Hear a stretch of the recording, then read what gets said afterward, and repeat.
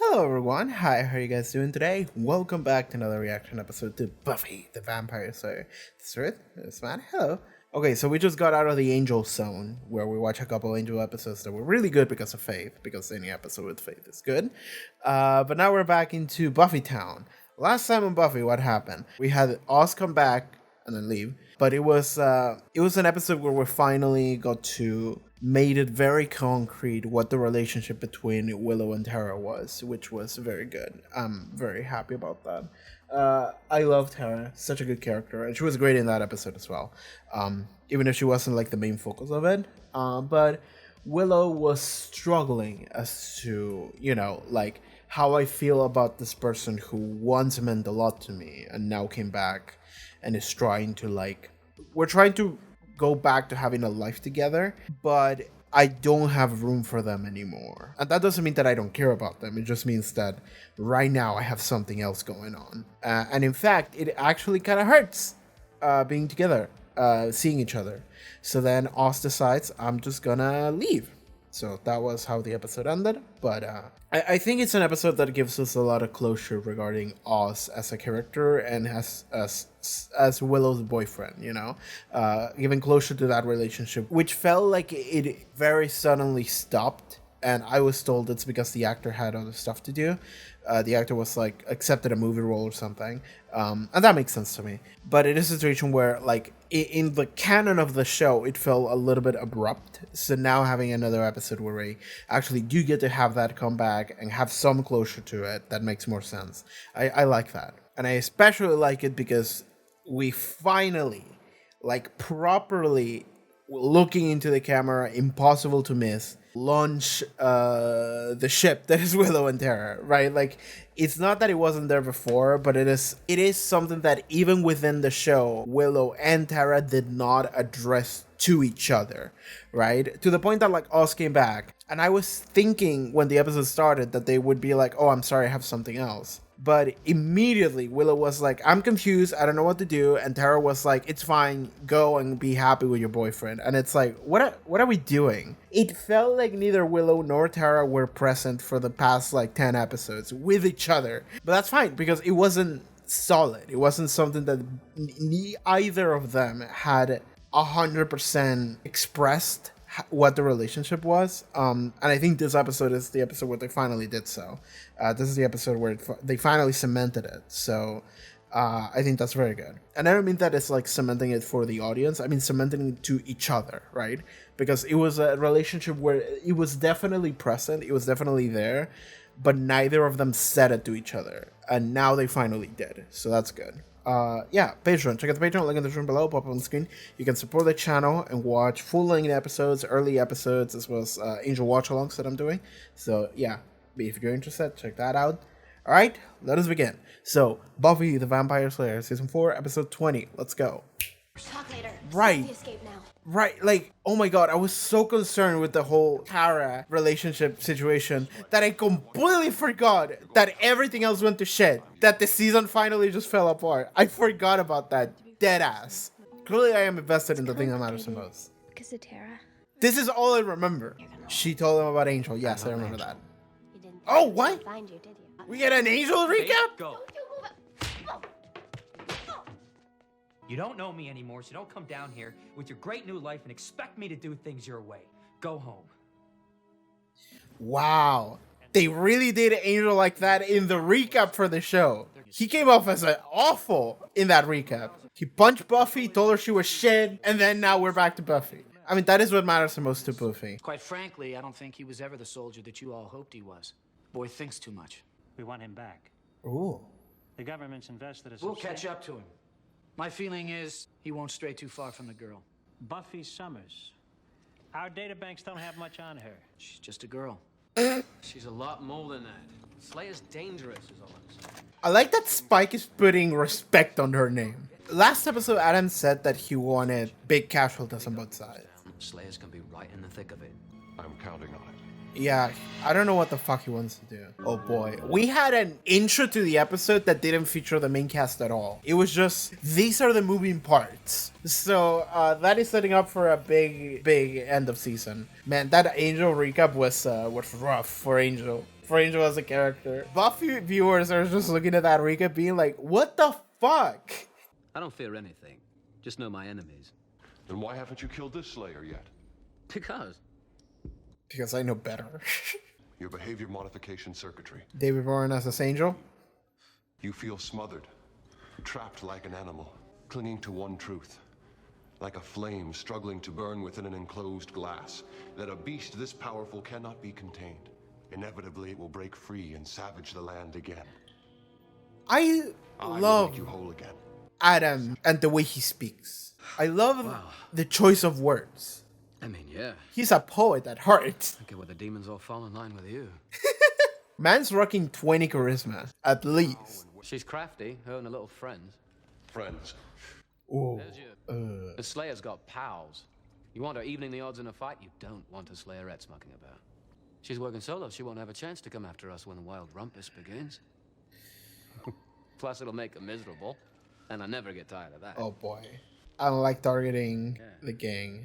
You can't hurt them. What can you do to make sure they're out of the picture? Track No them. blessed thing.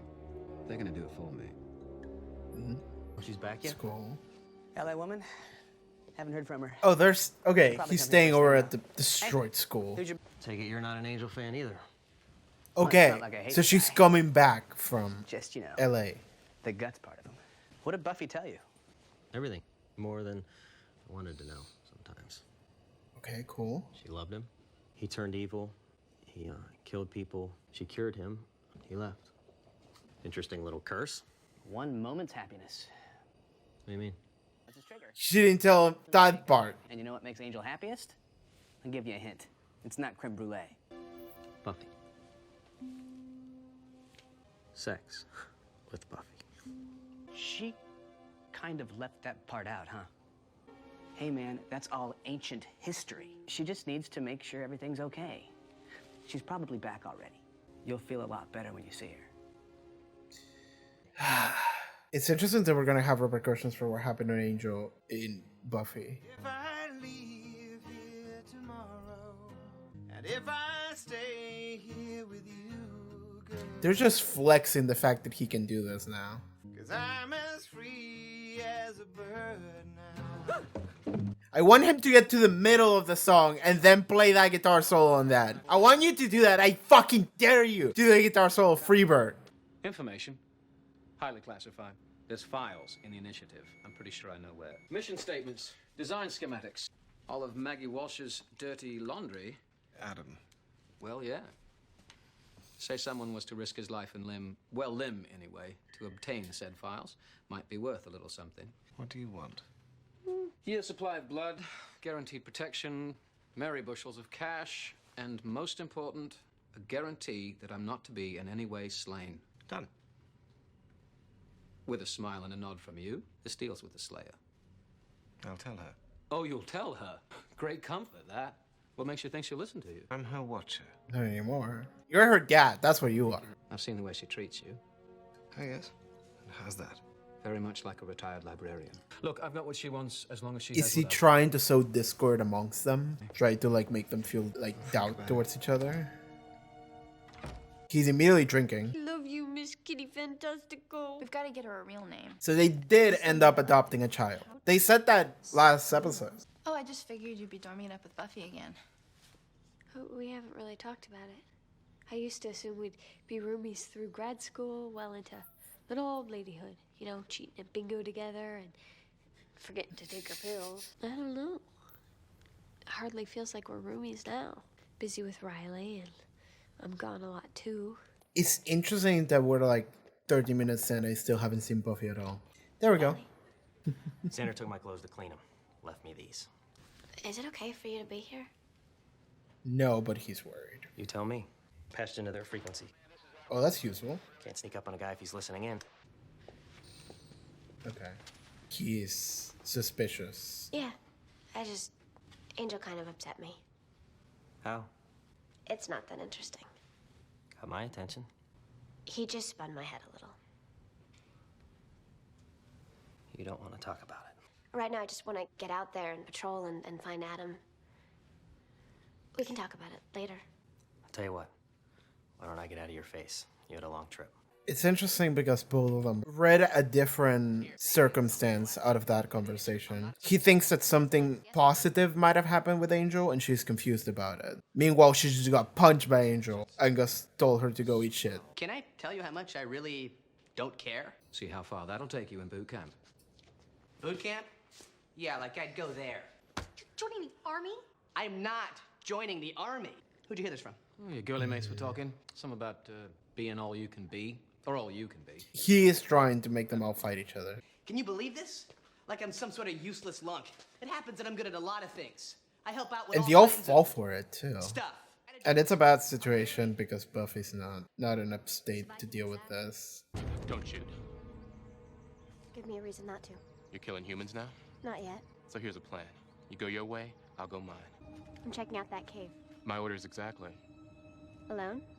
We're spread a little thin, so yeah, family's tearing apart. Interesting to have these two together in a scene. What? No girls in the club? I think you're the first girlfriend Riley's ever had. Big head on that skinny little body. No, you're just the first one to get him to commit treason. Riley had a career, a future till he met you, and yeah, I got a problem with that. Future doing what? Legal experiments? Torture? Murder? I guess killing someone isn't really a problem for you. Yes. I think that would be interesting. I think he's gonna die and they're gonna pin it on Buffy. So then everyone is gonna be out to get Buffy. Not moving. Oh man, you're gonna die. He's like supercharged by it or something. Thank you. God damn it. No, you're dead. He's fucking dead. He's so dead. I never seen a more dead man in my life.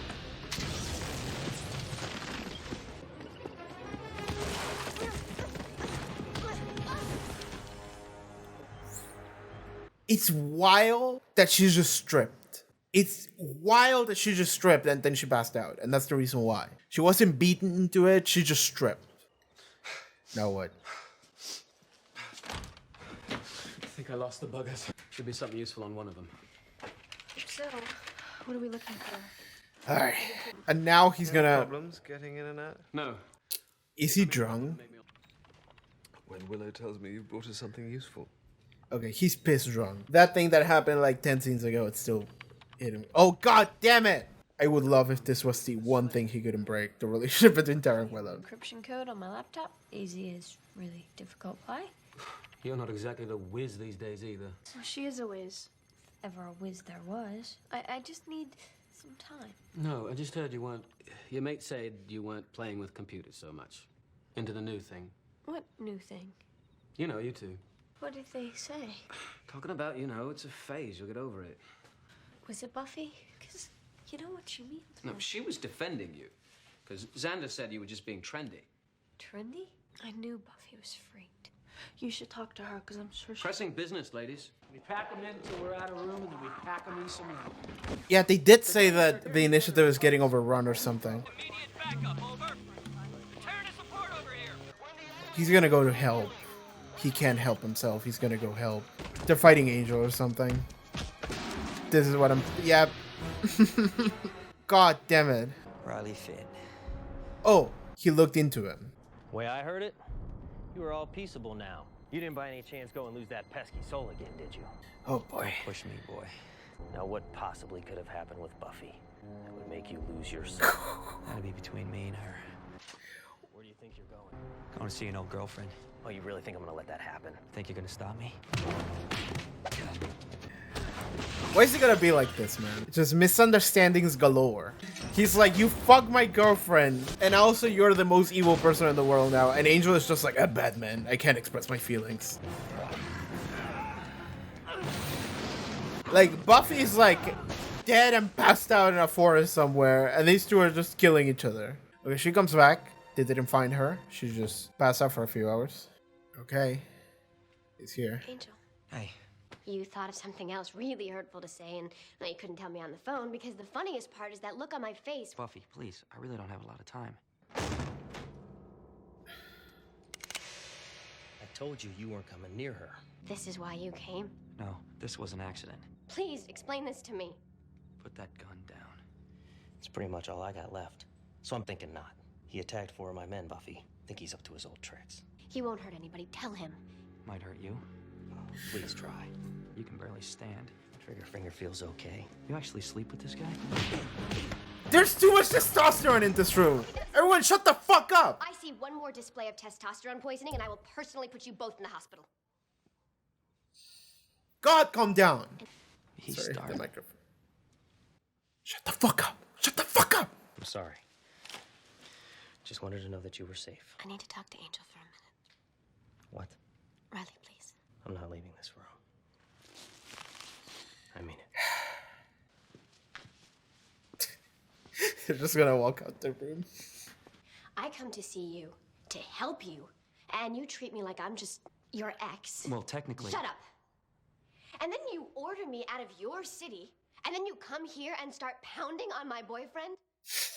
What the hell are you trying to do? I was trying to make things better. Wow. I'm terrible at that. I couldn't leave it like that. The way I spoke to you. I came to apologize. I had no right. Riley? I got jumped by some soldiers. He came in the middle. And wasn't real forthcoming with the benefit of the doubt. Put yourself in his place. I get it. You weren't entirely wrong what you said in LA. Yeah, it wasn't. We don't live in each other's worlds anymore. I had no right to barge in on yours and make judgments. I'm still sorry. Thank you. And next time, I'll apologize by phone. Things are Probably going for the things right. best.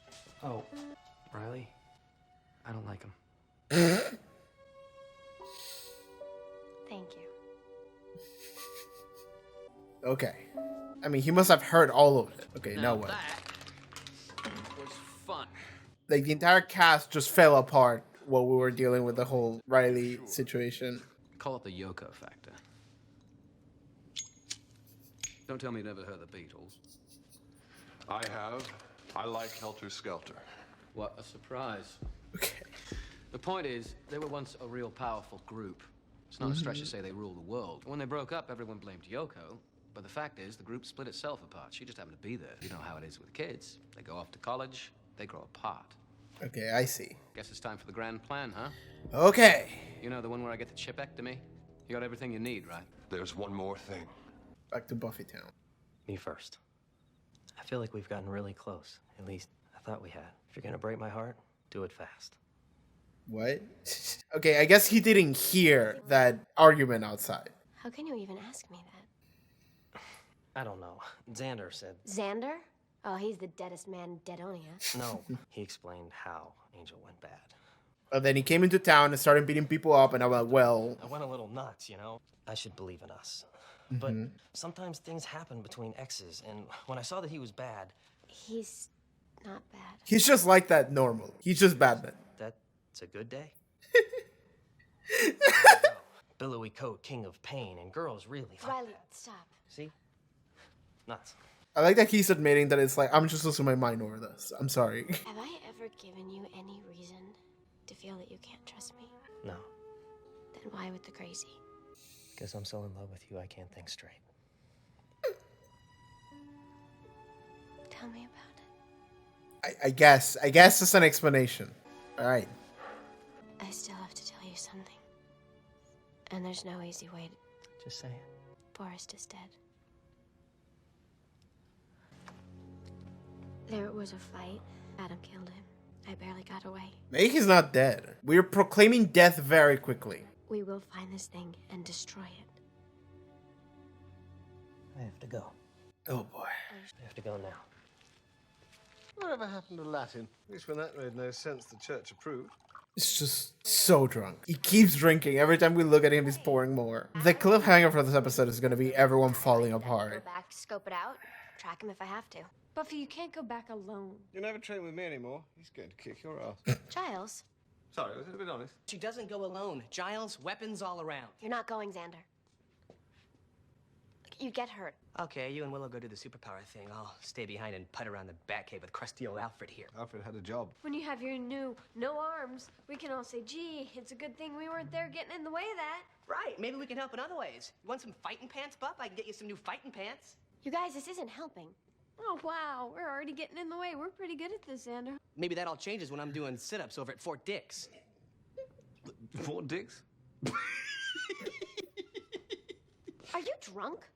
Yes, he's been for the past 30 minutes. I need both of you all the time. Just not now. How do you need me, really? You're good with the computer stuff. And there's the witch stuff. Witch stuff? What exactly do you mean by witch stuff? You guys, what is happening? This is crazy. Oh, no, it's not. It's all finally making perfect sense, and I'm not going to miss a moment of it. You think this will go on for a while? Nice bathroom. Like the tile. I like to have more of those two characters interacting with each other. Not a lot. I don't think there's a lot, but a little bit. Hey, do you think the umbilical cord between you and Anya could stretch that far? I knew it. I knew you hated her. I'm not the one being judgmental here. I'll leave that territory to you and Buffy. Judgmental? Just because you're better than us doesn't mean you can be all superior. You guys, stop this. What happened to you today? It's not today. Buffy, things have been wrong for a while. Don't you see that? What do you mean wrong? Well, they certainly haven't been right since Tara. We have to face it. You can't handle Tara being my girlfriend. It was bad before that, since you two went off to college and forgot about me. Just left me in the basement to Tara's your girlfriend? Bloody hell. No. No, you said you wanted to go. So let's go. All of us. Okay. We'll walk into that cave with you two attacking me and the funny drunk drooling on my shoe. Maybe that's the secret way to killing Adam. Buffy. Is that how you can help? You're not answering me. How can you possibly help? So, I guess I'm starting to understand why there's no ancient prophecy about a chosen one and her friends. If I need help, I'll go to someone I can count on. All right. The Yoko Factor worked. I've been waiting for you. And now I'm here.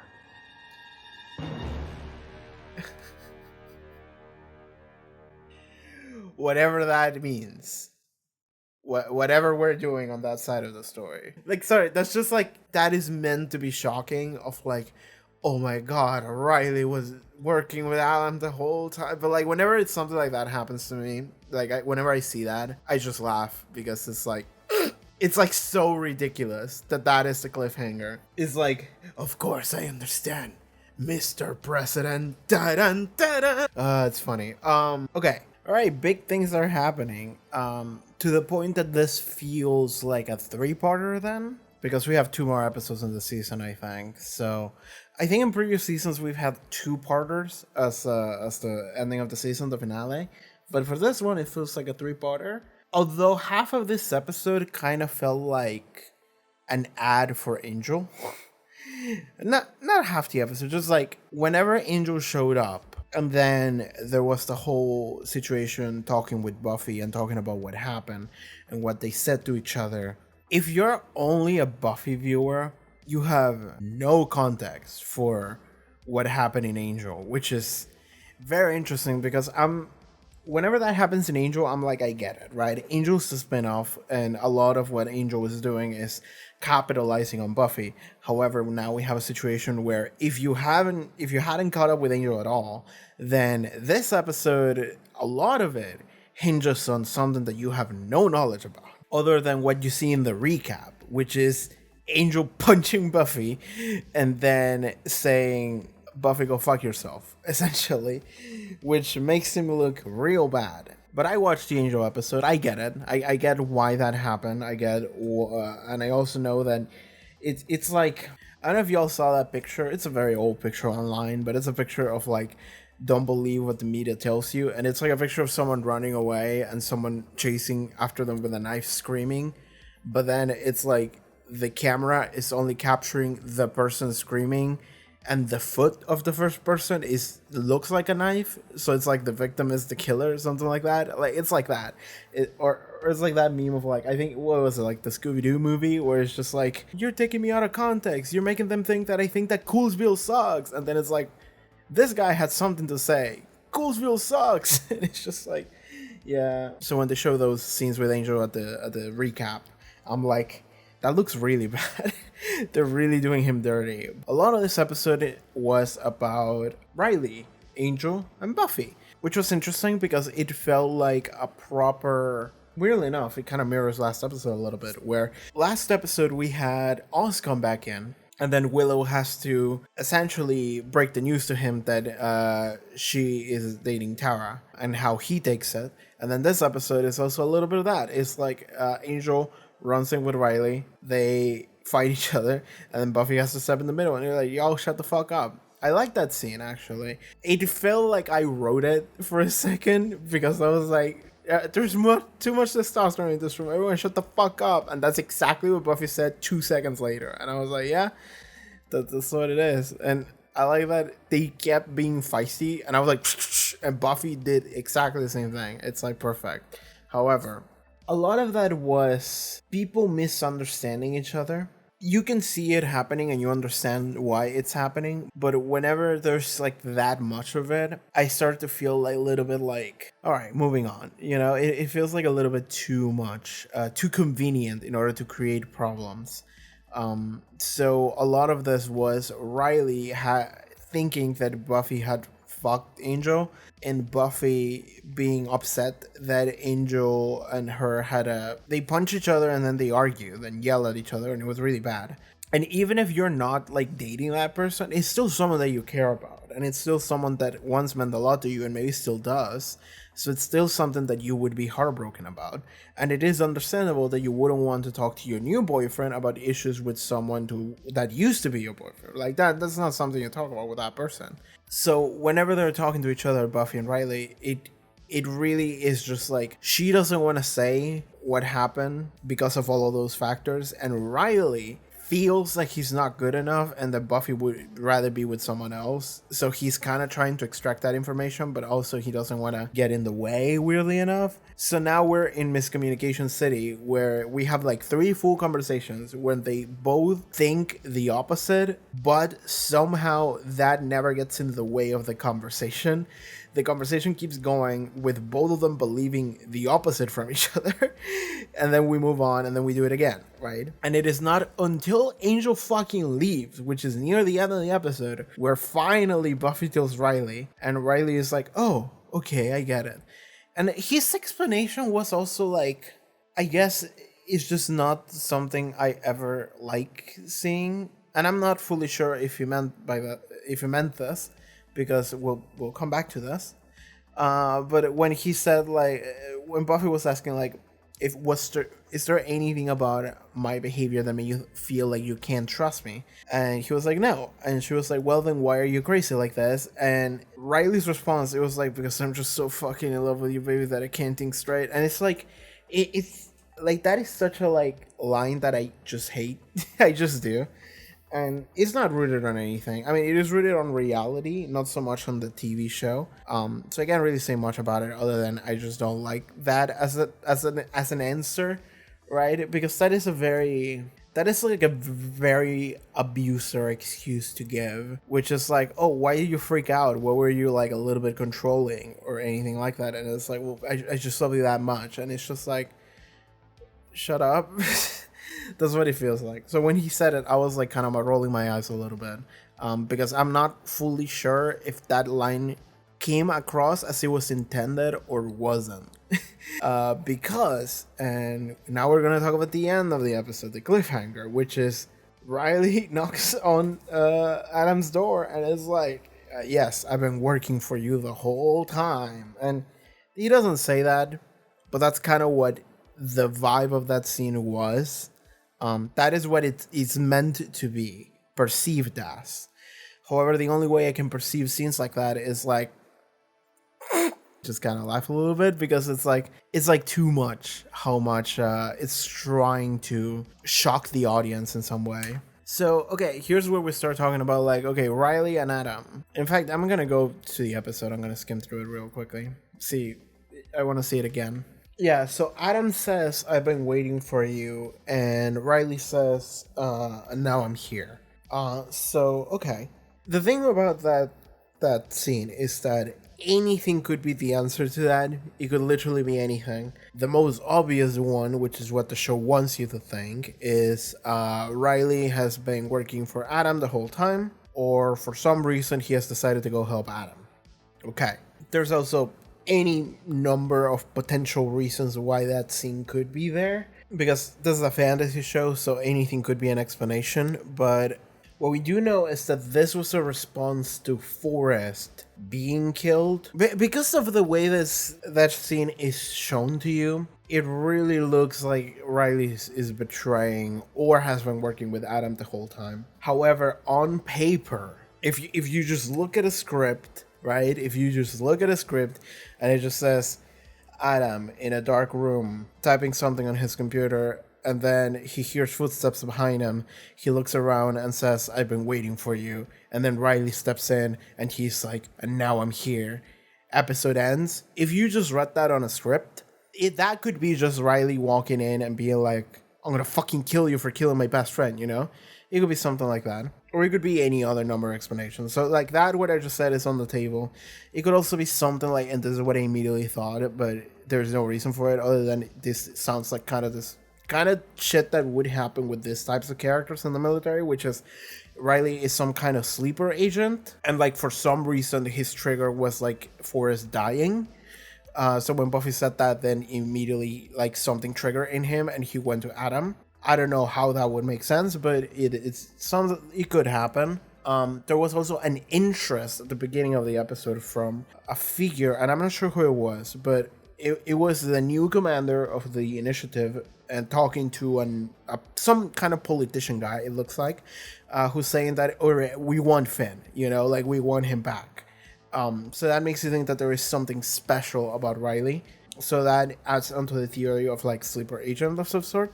Or it could just be the fact that he was like a super soldier that they experimented on. It could also be that. But I think there's more than one of them, right? So there's not that much. This is just a speculation. I have no basis behind this. I thought that maybe there would be more people like Riley, but maybe Riley's unique in that regard. So never mind that. But yeah, it could be anything. It could be any reasons as to why he went to Adam there right there at the end. However, the way it is directed at you, it looks like he's betraying people, which makes me doubt the earlier scene when he was with Buffy and he said, "Oh, because I just love you that much." It is also played for... It's not so much a joke as just like the iconic Buffy contrast of every scene. The Buffy irony, right? The irony of every scene with Buffy, where Buffy fights with the whole crew and then she goes like, "I'm gonna go to someone trustworthy," or what did she say? "Someone I can rely on. I'll go to someone I can count on." And then immediately cuts to, "You can't count on Riley." So that was kind of funny. But yeah, anyway, I have no idea what's going on in the Riley land, because the way that looks like to me is that the show really clearly wants me to distrust them, and I'm not sure if I should trust the show in trying to make me feel that way or not. Because Riley so far has been... I feel like Riley has been a pretty honest character. I feel like I can see what kind of person Riley is. And if the show suddenly said like, "You can't," I would question that decision.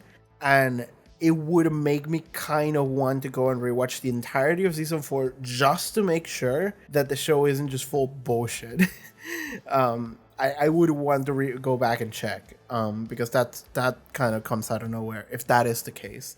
However, I would say that I don't think that is the case. I think there's something else going on with Riley that I have to figure out, or I'll have to just see next episode whether or not he is going to double cross Adam, whether he went to just fight Adam. Maybe the way that scene is directed is just for cliffhanger reasons, but maybe he just went to fight Adam. Maybe he's a sleeper agent, whatever, any number of reasons. Okay, the whole thing with Angel happened, and I felt like any scene with Angel was an ad for Angel, which is interesting because you're getting...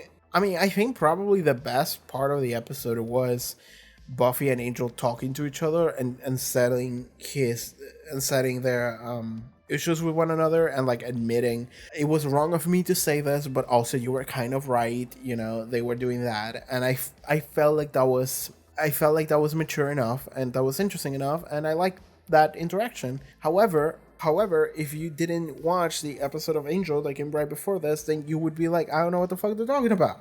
In fact, they don't even address Faith. Like, once in the episode, right? Like when Buffy said, like, you know what, you were kind of right. I was like, oh, is she gonna admit that fate is like irredeemable? And then she was like, no, she didn't even mention fate at all. She was just like, you're right, I shouldn't get in your business. And it's like, well, that's true, but also no mention of fate, which is kind of the main point of the discussion was. But yeah, that's not what this is about. Not in this episode, at least. But I still can't get over how funny Angel is sometimes. Riley, you understand why he's treating Angel the way he's treating him. On one level is because of like jealousy, and he feels like you stole my girlfriend, you fucked my girlfriend. But also he's thinking like, oh, he's just evil. He's an evil vampire that's gonna kill everybody. Well, I am justified in fighting him. But then Angel has no reason to do that, because Angel like walks in, and then this dude jumps in, and they recognize each other, and this is important. They recognize that they are both with Buffy, or like have been with Buffy, and Angel is just like, I'm gonna beat the shit out of him. Like Angel doesn't, for like Riley tries to get him to explain himself, and Angel is just like, that's none of your business. It's just like, oh my god, he's just Batman. He doesn't want to talk. He doesn't say anything. He just punches his way through problems. And then Buffy gets in the middle, and it's like, what the fuck are you doing? Why are you like this? The masculine urge to never express yourself, not even one bit. Just fucking murder another guy before you even dare to open yourself up a little bit, just to explain. Let's talk about, I think, probably the most important part of the episode, in terms of repercussions, which is the Yoko Factor. I saw the title of this episode and I was like, that's a Japanese name, and I can immediately think a couple Yokos. I wasn't sure which, but it makes sense that it's the Yoko Ono Factor. And I was sitting here thinking like, what the fuck is Spike talking about? Like, what does he mean exactly? But then he explains that he's like, no, Yoko Ono did not destroy the Beatles. That's what everyone said, but the reality is that the Beatles just fucking destroyed each other. It's like they themselves destroyed the band. Everyone blamed it on her. Honestly, partially due to misogyny, maybe a little bit of racism, and also because when she sings weird. So everyone looked at her and was like, it's her fault. But the reality is that like they all just fell apart with each other, amongst each other. And I like that Spike brings that up. And then explains that that is exactly what's happening with the group. To some level, they are true. It's true what it's saying. And that's interesting here, because the idea here is that Spike is going to try, and he succeeded, in planting little seeds in order to make them start doubting each other and stop trusting each other and start just believing lies about each other. Which Spike has also spent enough time with them in order to learn things about them on a more personal level. So he knows about their issues and their insecurities and their problems that they have amongst each other, not just personal. So what he does is that he goes for a tiny strike, just a tiny placed comment onto each one of them in order to make them start doubting the other friend next to them. And they all fell for it. And the thing is that they didn't fall for it because they like trusted Spike. They trusted Spike a little bit, but it's not something that they are particularly like, oh yeah, I love this guy, you know?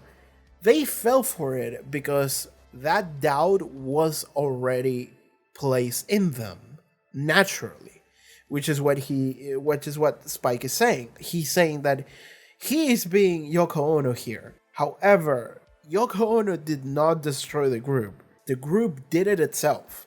That's what he's saying, is that he is able to identify all of these issues that the group has had throughout this past year, and he is able to use that as a way to just attack them in an indirect manner, which is him bringing up the topic or just making up a tiny lie that makes them start getting frustrated with one another, and then that issue escalates. And the reason why that is so easy to do is because that problem is already there. It's already present.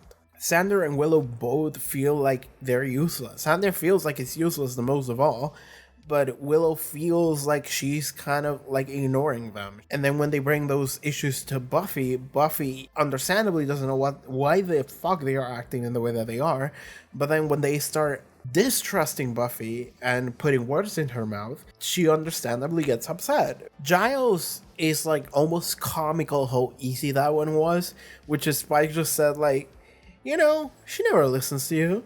And Giles just kind of looks down and is like, fuck, you're right, and just fucking starts getting drunk. And he just did that for the next 40 minutes, which was almost funny in how easy that one was. Favorite moment of the episode is probably when Willow said that Tara's my girlfriend, and it took Sander like 5 seconds to just go like, wait, Tara's your girlfriend? And then you heard Giles upstairs in the background going, bloody hell.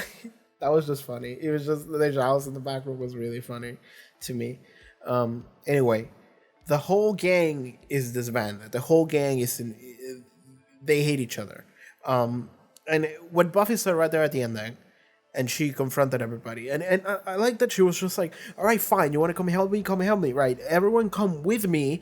We're going to go in there and you're all going to get fucking killed. And then, sure, whatever. Who wins then? And everyone's just kind of shut the fuck up. And Buffy was like, good, all right. Then she just left. And that makes me think that maybe Sander and Willow are gonna be more recipient to the idea of like not jumping in and getting themselves killed in an outburst of I'm good enough, I can prove it to you, and then just immediately die. So maybe that's not gonna happen now. But regardless, we're moving into this next episode and just the finale of the show. Not the show, the season. What am I saying? We're moving into it with the gang being split apart. So that's going to be interesting, because the thing about Buffy is that Buffy is very much a power of friendship kind of show, where the entire gang just comes together and they all help in some way. And Buffy usually is the one that solves the problem, but she has support. She always has support. Every character here in the main cast matters, sometimes more than others, but they generally do. However, Buffy's friends, the main cast, also has the ability to make things go bad. Like what I'm thinking is like the end of season 2 where Buffy went to fight Angel and Sander showed up, and Sander just fucking flat out lied to her and made Buffy feel like nobody understood her pain that she had to kill her boyfriend, and then Buffy just ran away and left city. And it was just like, yeah, that all happened because of that interaction. So I'm looking at the season finale, I'm thinking like maybe some big tragedy might happen because the gang is not actually on par with one another again. They are split. They are not being helpful. In fact, they are kind of being unhelpful, self-centered, just more concerned about their petty issues with one another, exacerbated by Spike. And instead, because they are not focusing on the task at hand, and somebody's gonna get killed. That could happen.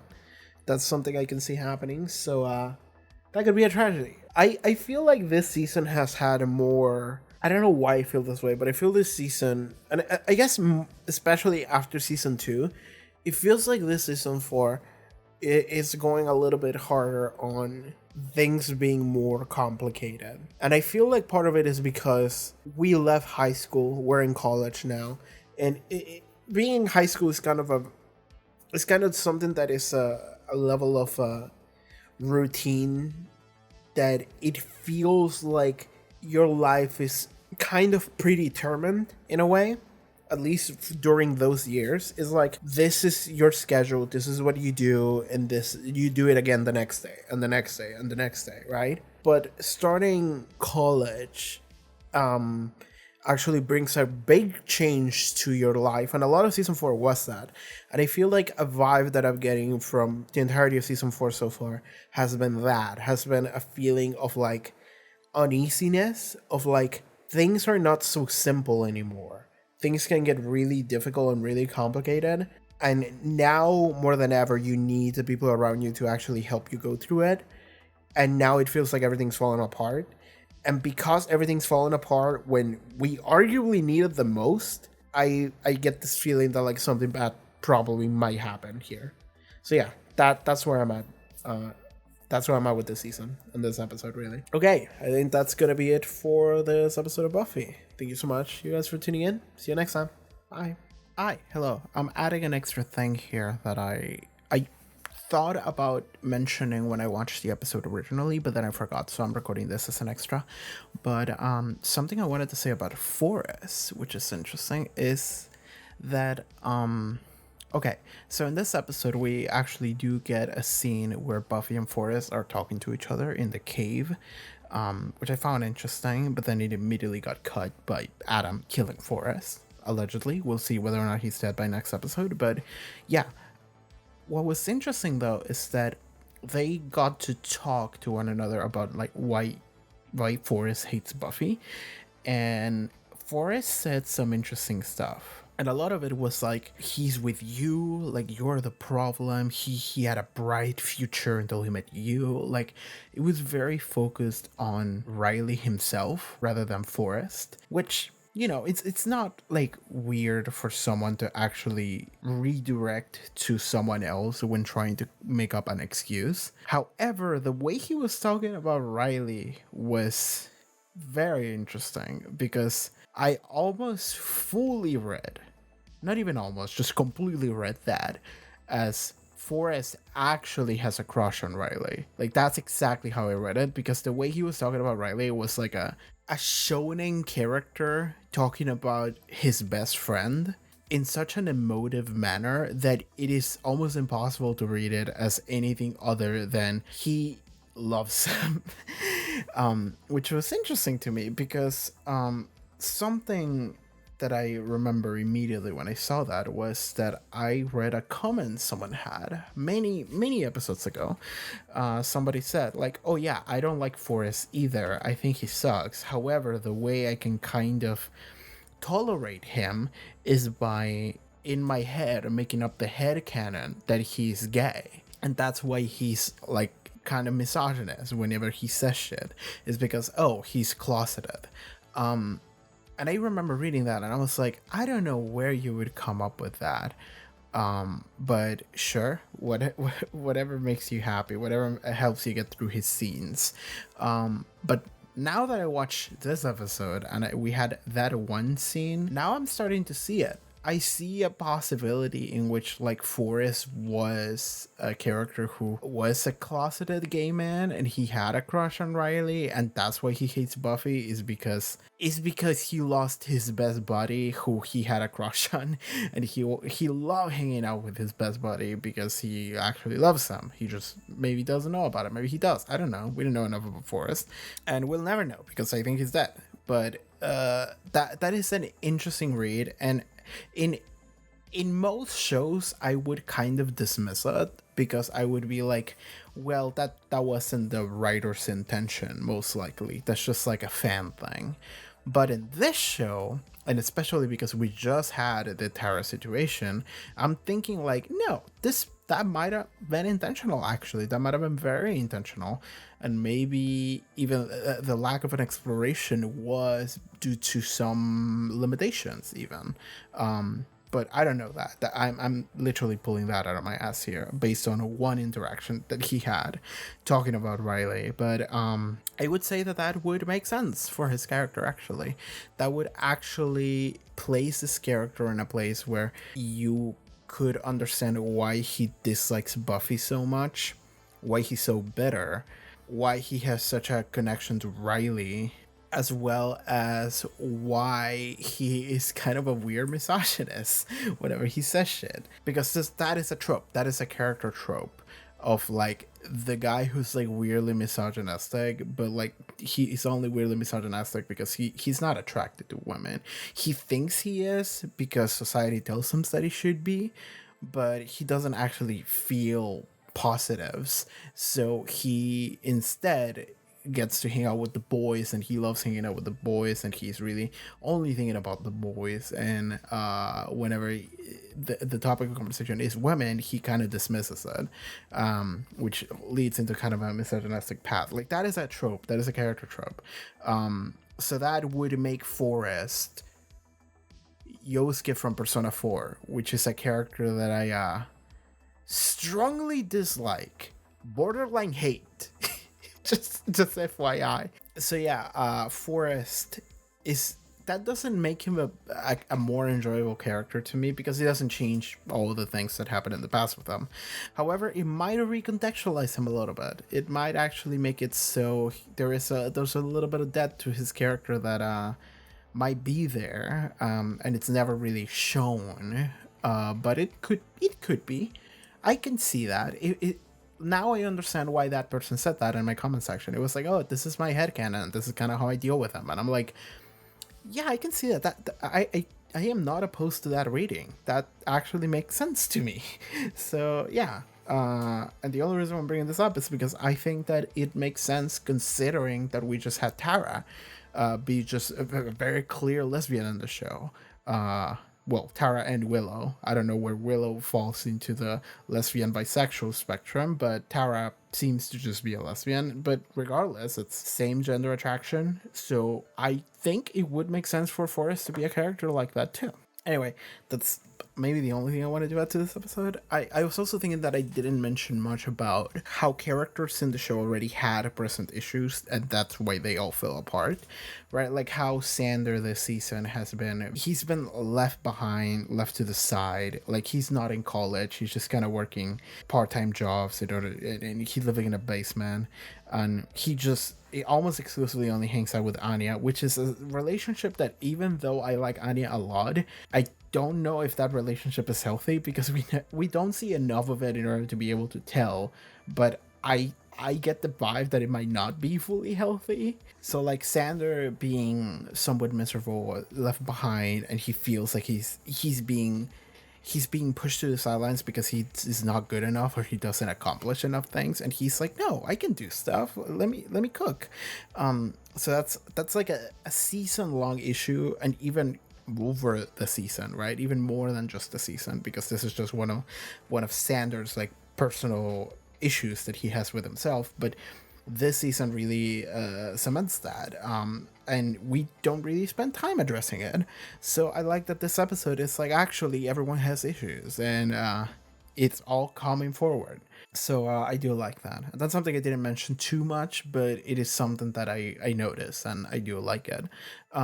However, I kind of want to see how this resolves before I talk too much about it. So that's probably what I'm going to do, like maybe next episode, or maybe when the season runs up. So we'll see that. Anyway, that's going to be it for this like little extra audio. Bye. All right, everyone. Thank you so much for watching this reaction episode to Buffy. If you'd like to watch the next episode reaction, the next two actually, so the finale really, you can do so over at the Patreon. Check out the link in the description below, pop up on the screen, social media, so cool stuff that I do. See you guys next time. Bye-bye. Take care.